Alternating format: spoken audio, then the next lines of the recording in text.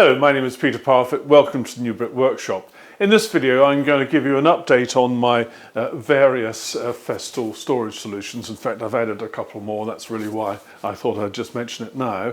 I want to cover metal cutting because I've had to do some recently.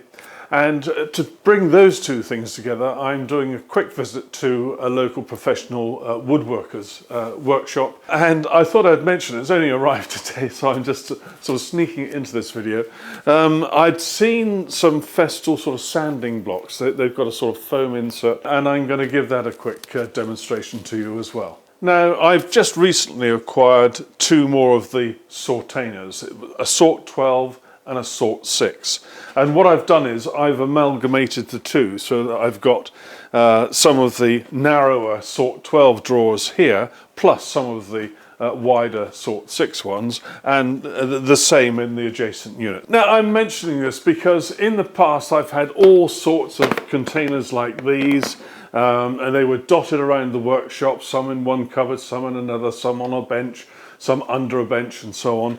And some would have screws in, some would have bolts, some would have nuts and washers, and so on and so forth. And, you know, I realised when I was actually busy just how much time I spent going from one place to another looking for a particular 6mm bolt or whatever it was. So having seen one or two people using these sortainers, I thought, well, shall I or shan't I? And I bit the bullet and I got into them a while ago, and I made a video about that. But I've been so impressed with the whole concept that I've acquired more, and I want to show you. Now, here is my static workshop solution for all the screws, washers, springs, bits of brass, hinges, whatever it might be. That's down in that section there.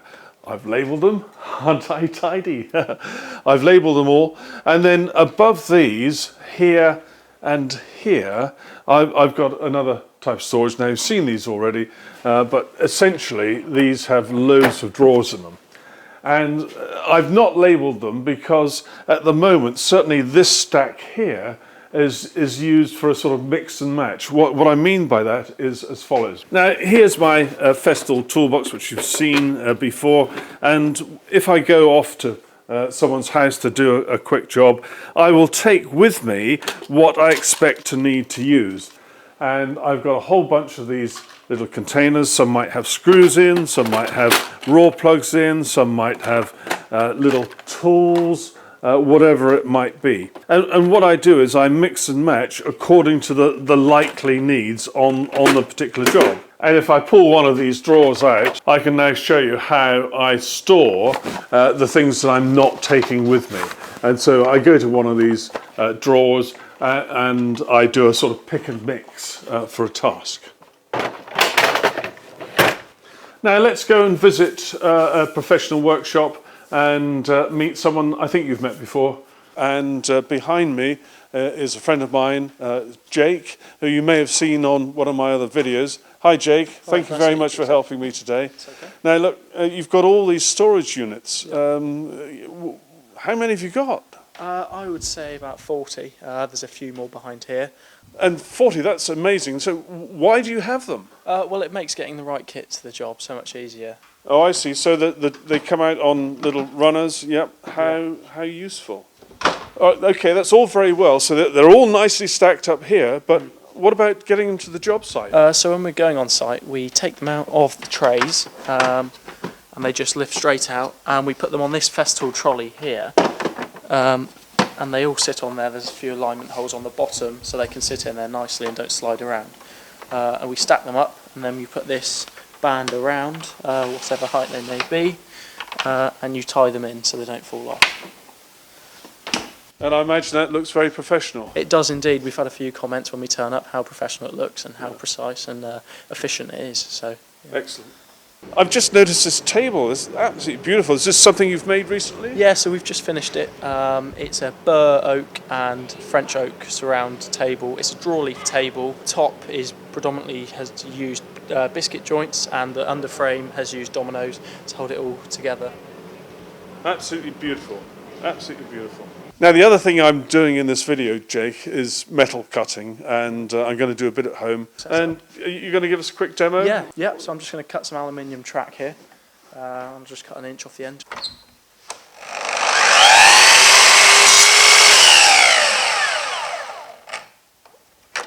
Excellent, good stuff. Really, really clean cut. That is a Festool blade in there, is it? It is. Yeah, it's probably the same one that I've got, I'm sure.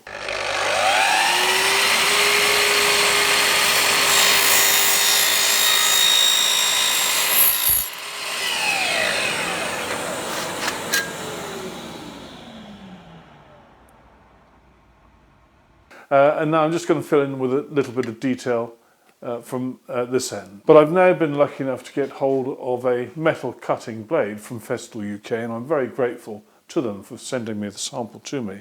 And I'm going to use this to do a little bit of work here in the workshop. Now, that blade is designed for cutting aluminium, and Festool don't recommend it, as far as I can tell, for any other material other than aluminium.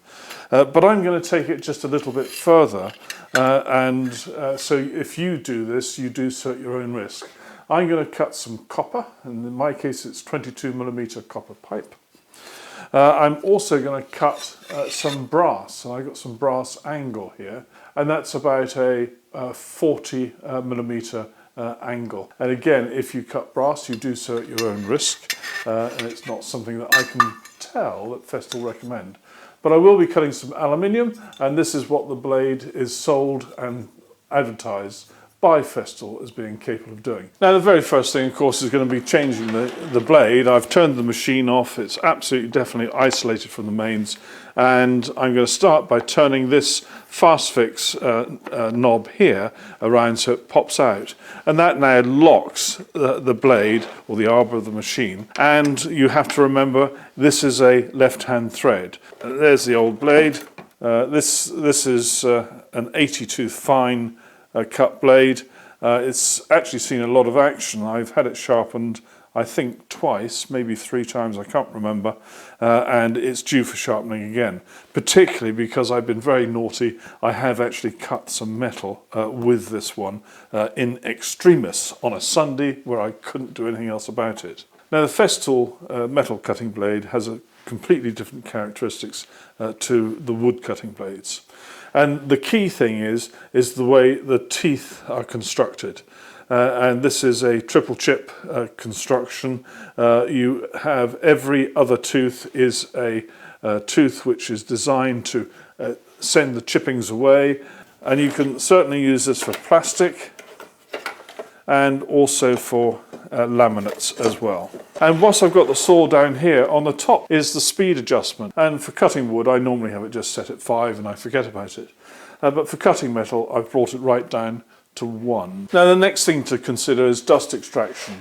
Now, my dust extraction setup goes from here through my dust hub, which is up above, just out of sight, and then into my CT26 extractor.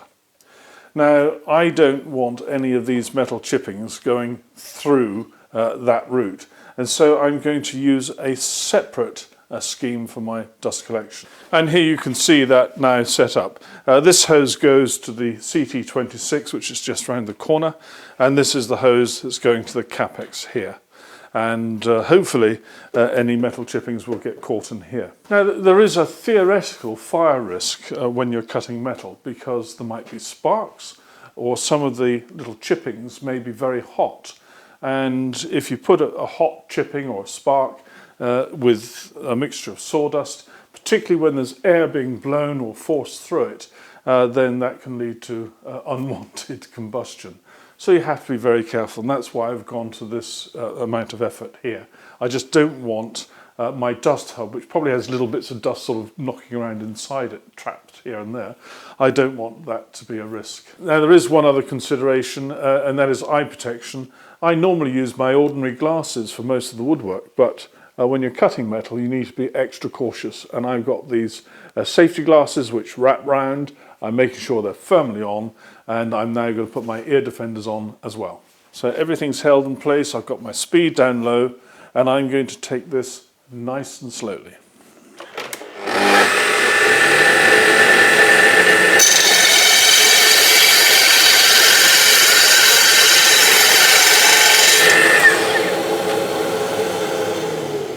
Notice at the end of the cut I left the saw blade down until it came to a stop, and that's really important because if you start to lift it, and if this piece, this off cut, just happens to tuck in under the rotating blade, it can then be forced to fly off. Now the next thing I'm going to cut is a piece of this brass angle, and I'm going to set up the cut just as I did before with my piece of wood, and I'm going to get this as close as I can to there.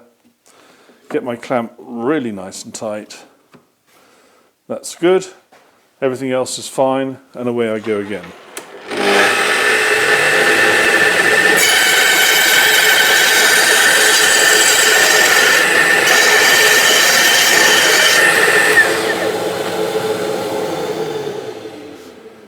And there's that rather nice, neat cut. Now when you're cutting tubing, this is 22mm diameter copper pipe, you do need to be careful because if you think about it, you know, how are you going to hold it in place? And so to be on the safe side, I'm going to use two methods. One is I'm going to have this piece of wood tight up against the piece of tubing, and I'm going to have a piece of wood that slips in behind here, which I can then push down on that and also hold it in place. And that's a sort of belt and braces arrangement, if you like. I really don't wish to take any chances whatsoever.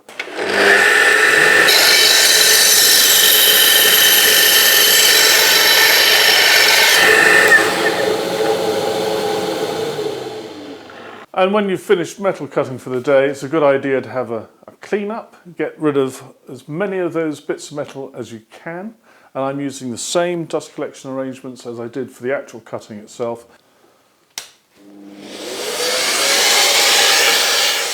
Now if we have a look inside the drop box, I think you can see there's some nice shiny bits and pieces in there, and that's all of the metal chippings that we were collecting as we went along. Now Festool do produce a spark guard which you can use in conjunction with your CT extractor. So that's metal cutting on the Kapex. Of course Festool produce blades for all of their other saws so that you can cut aluminium with any of them really. Now there are times when you might want to sand some sort of odd shaped items and a normal rectangular sanding block is not the answer.